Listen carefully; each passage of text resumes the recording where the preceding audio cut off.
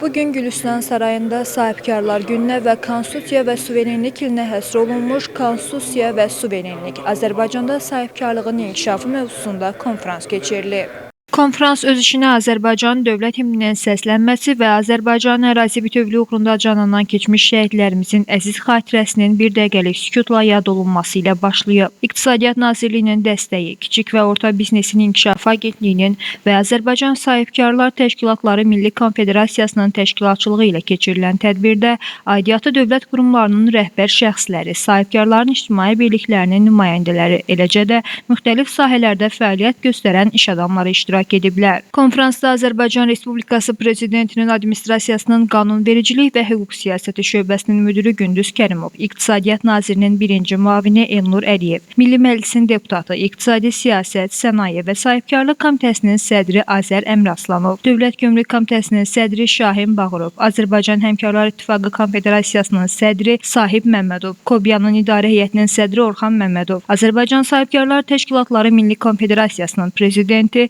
Məmməd Musayev, Azərbaycan Respublikasının İxracın və İnvestisiyaların Təşviqi Agentliyinin icraçı direktoru Yusif Abdullayev çıxış ediblər. Çıxışlarda ölkə iqtisadiyyatının və sahibkarlığın inkişafı, özəl sektorun formalaşmasında Ulu Öndər Heydər Əliyevin rolu, bu siyasətin Azərbaycan Respublikasının prezidenti Cənab İlham Əliyevin rəhbərliyi ilə uğurla davam etdirilməsi, sahibkarlığa dəstək məqsədi ilə qanunvericiliyin təkmilləşdirilməsi, dövlət-özəl dialoqunun əhəmiyyəti barədə məlumat verilib. Tədbirdə sahibkarlığın inkişafına dair film nümayiş olunub. Konferansın sonunda Prezident İlham Əliyevə konferans iştirakçıları adından müraciət qəbul olunub. Tədbir bədii hissə ilə başa çatıb. Leyla Səməndər, Cuma Kazımov, Yeni Azərbaycan TV.